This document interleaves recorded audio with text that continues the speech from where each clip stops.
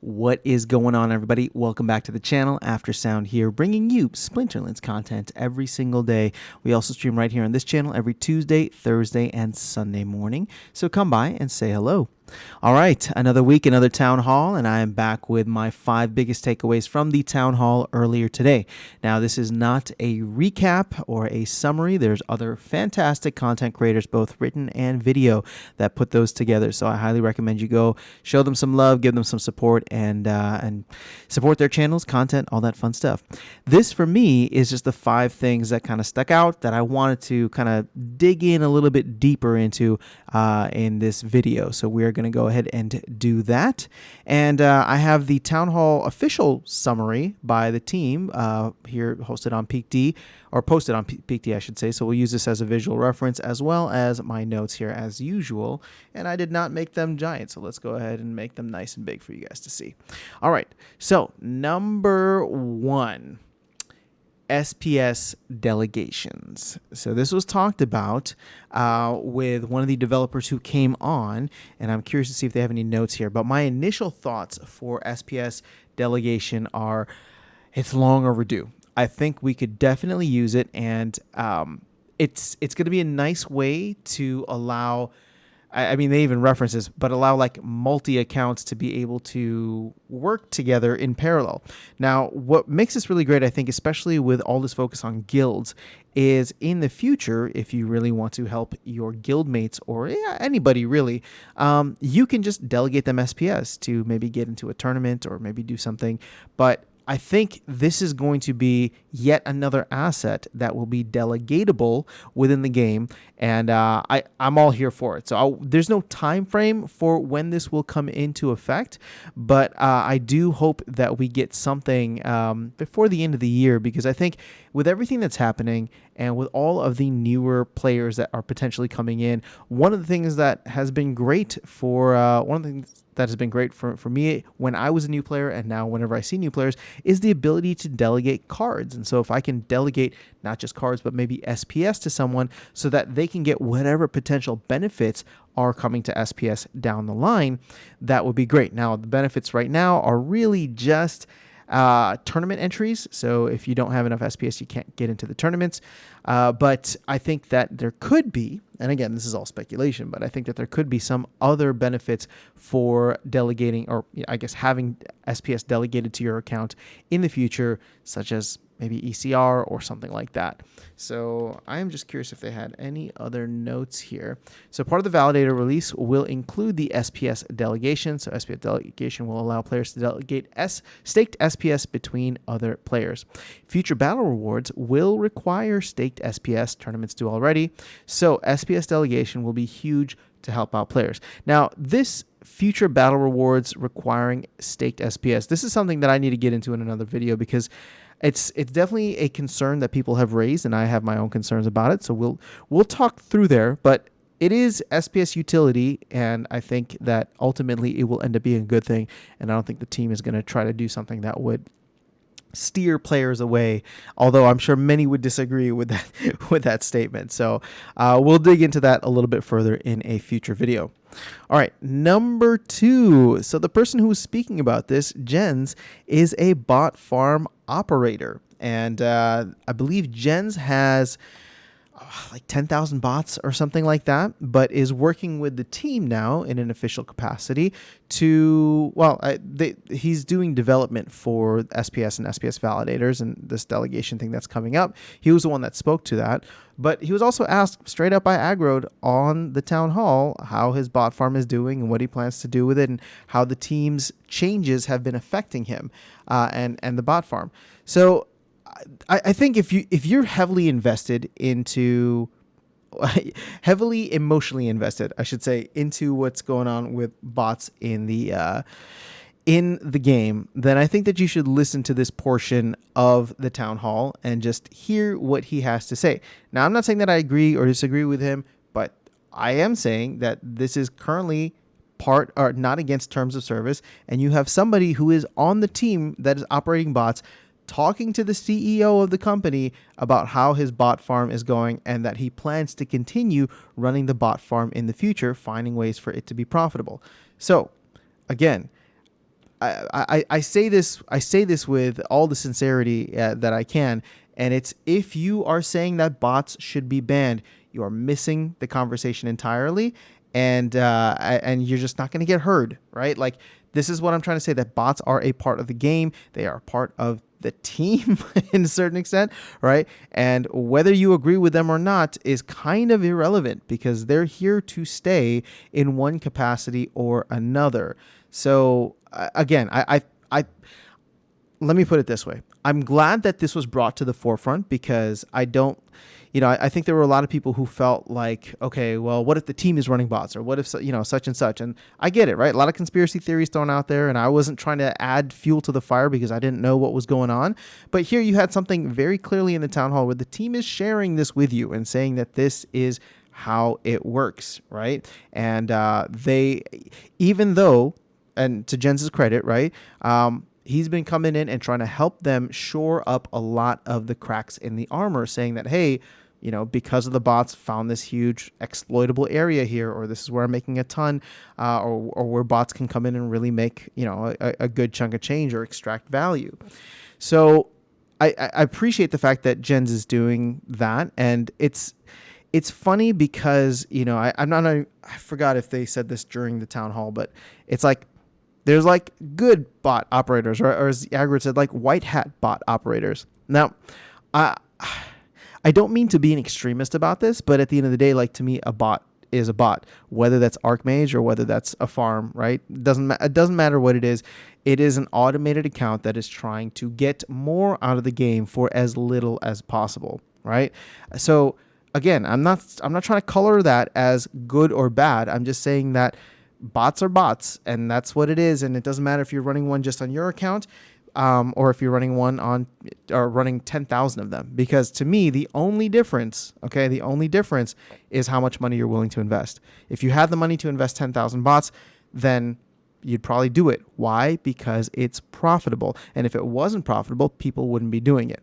So at the end of the day, this is all going to come down to what is the team doing in order to adjust the game economy and make sure that the incentives are aligned so that bots don't have more advantage, or at least are as close to even keeled as your human players, right?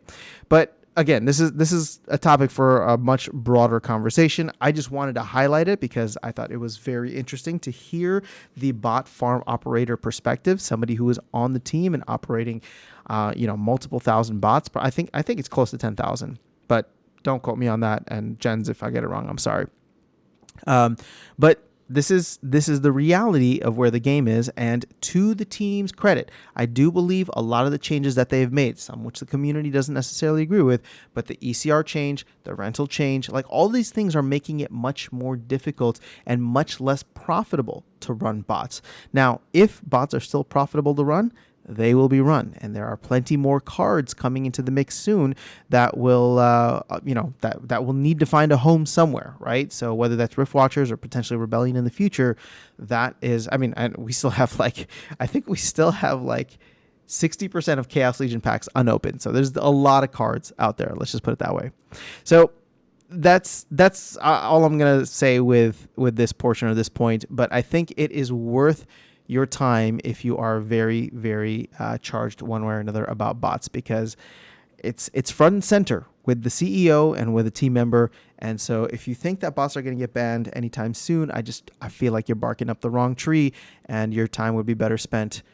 Again, I say this with all the love and sincerity in the world. Your time would be better spent either getting with the program and figuring out how you can use it to benefit you, or people got mad when the Archmage Max Power was on here and said maybe Splinterlands isn't the game for you. Now, I'm going to defend Max here and say that what he was trying to say is that if you are anti-bot, then you have to realize that this game is not anti-bot, nor will it ever be. So therefore, again, with all the sincerity in the world, Splinterlands just may not be a game that you will ever be fully comfortable with, right?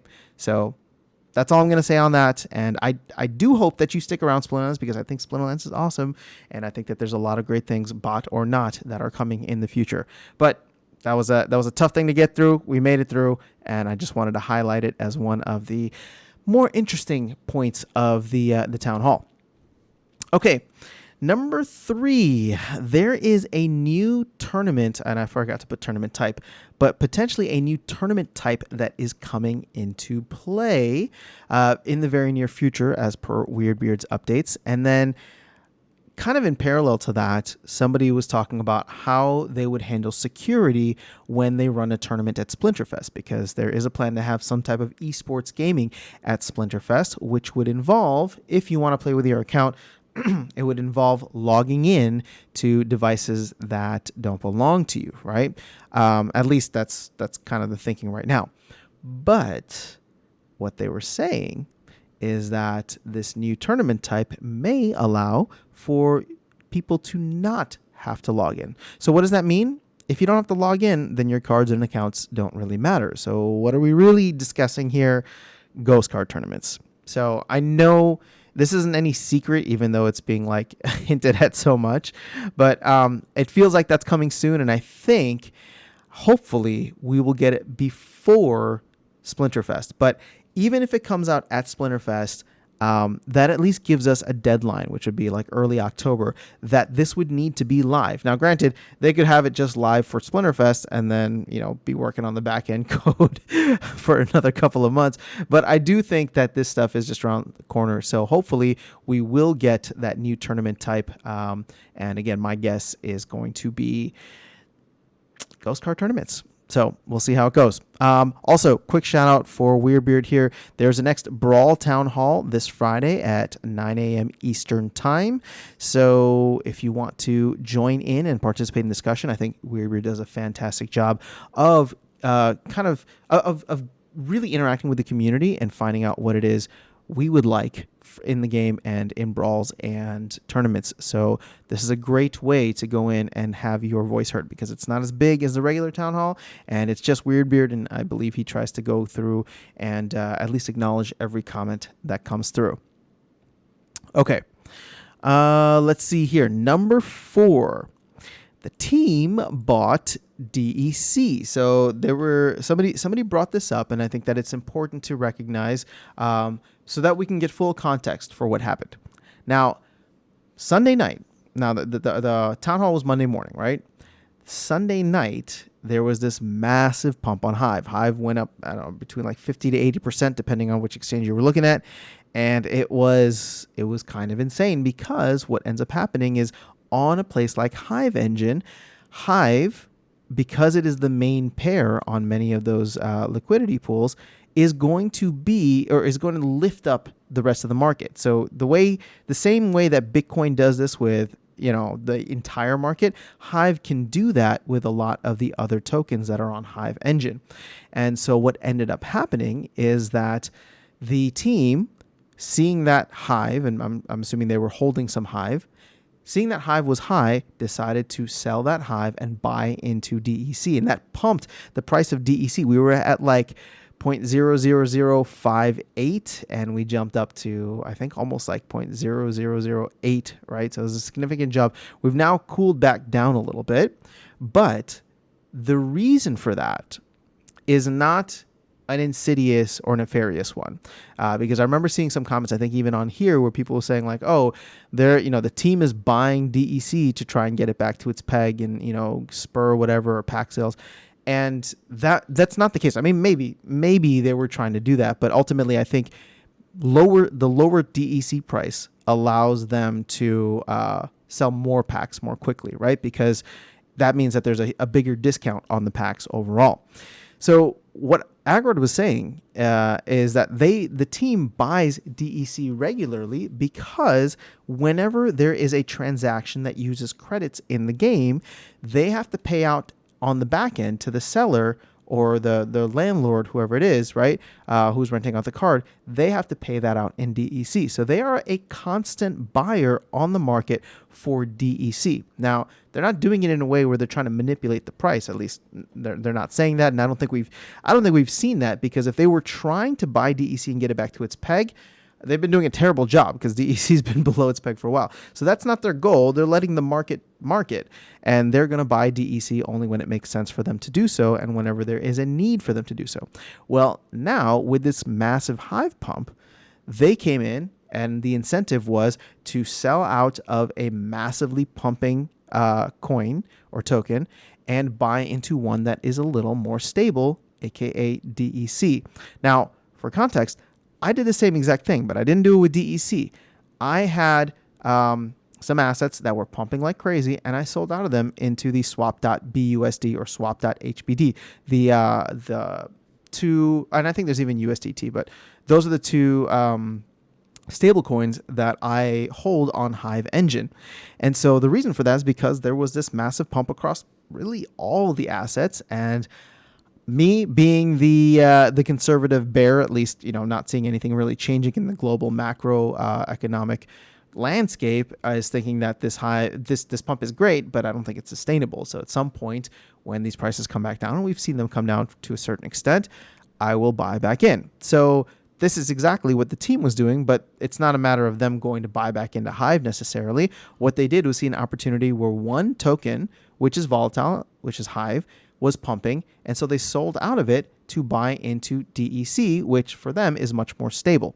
So again, this is a team financial decision that they were making, and they need DEC for all of the transactions that happen in credit. So I think that it was great that Agro took the time to explain that. It sounded as though somebody was trying to call him out, but I think the way that he discussed it was satisfactory for me, and I not just satisfactory, but I think clarified a lot for people who might be wondering why the team bought so much DEC. But you have to understand, the team always buys DEC. They are a net buyer of DEC because they always need it to pay out those back-end transactions. What they did is just see an opportunity where all of a sudden DEC looked much more juicy compared to maybe another asset they were holding. And so therefore they made that trade. And I think it's a smart financial move by the team. So if we want this game to be around for a very long time, we need the team to make smart financial moves. So I think that was a great point for that. And we'll leave that where it is. All right, let's go into number 5. So Rift Watchers is going to have, I believe, 5 airdrops, which is what was confirmed by Yabamat in the Discord channel. And Nate today hinted at some giant, I think he even said behemoth airdrops, because people said somebody had asked if the airdrops were going to be epics or legendary or what rarity they would be. And so I think they are going to be, it sounds like they're all going to be legendary. I think Nate confirmed that. And not only that, but they're going to be giants, which means technically in the game, they are 10 mana or more. Now, DICE had, I believe, a giant for each splinter, except for Poseidon. I think Poseidon was only 9 mana. So if you want any kind of context, look at DICE, and maybe we'll do this for a future video where we break it down a little bit further. But it's exciting to think about that there's going to be quite a few more giants out there, because now I think the giant killer ability is great, but there's just not enough people to use it on. But if you add more giants into the mix, that could make things much more interesting for the meta, I should say. So that was a cool little teaser by Nate. And yeah, so let's see here. Sale will probably require vouchers near the start of sale. Okay, it looks like they didn't mention that point here. All right, so that's actually my 5 main points. We went through it, I guess not that quickly, but in a decent amount of time. Now, I do have some bonus things here. The Huobi SPS listing I covered in a separate video, which I posted earlier today. So if you haven't seen that, or you want me to go, if you're wondering why I didn't go into more detail, because this was probably one of the bigger things that I should have discussed, it's because I made a completely separate video kind of digging into what the implications are for not just the Huobi, but all listings in the future, and what we can expect, with SPS from here on out. And lastly, there was some fire summoner, a legendary summoner eye candy, and we have Conqueror Jasic, or Jasic, is how Nate pronounced it. And so you got this dude who's got, as Agro said, Dothraki vibes, with a giant phoenix on his arm. Now think about the Elemental Phoenix, and who knows if there's going to be some synergy there between the abilities that Conqueror Jasik has with the monsters that he'll be able to summon. So I'm going to leave it at that. We'll do more speculation on that in the future, but some other eye candy. Here is the Epic Earth Summoner from, I guess his name is Fernheart, in the upcoming Rift Watchers set. So very exciting. Rift Watchers is, I think, going to be a great set, or as Agro said, the most beautiful product that they have put out. And I got to say, the artwork here has been phenomenal, everything that I've seen so far. And here's a little bit more Splinterfest stuff. You have the, well, I guess this is a wallpaper people can use, but you got that wagon, you got that mysterious person. And yeah, that's pretty much all we have. So I'm going to leave this right here, or I'm going to cut this off right here. That's all I have for you on this most recent town hall. I have to say, there was a lot of exciting things. And I know, looking back at the 5 biggest takeaways that I did, it may not seem like it, but there's a lot that's going on within the game right now. Stuff that I don't know, but the one thing I will leave you with is that they kept stressing the announcement of an announcement. And that is the fact that there is going to be a huge announcement next week on the town hall. So if you can make it for next week's town hall, I think it'll be worth your time to check out live if you want to be privy to that news as soon as it becomes available. So that's all I have for you guys. Have an amazing rest of your day. Let me know what you thought of all of the major updates in the town hall today. I will catch you all in the next video, and I will see you around the game. Take care.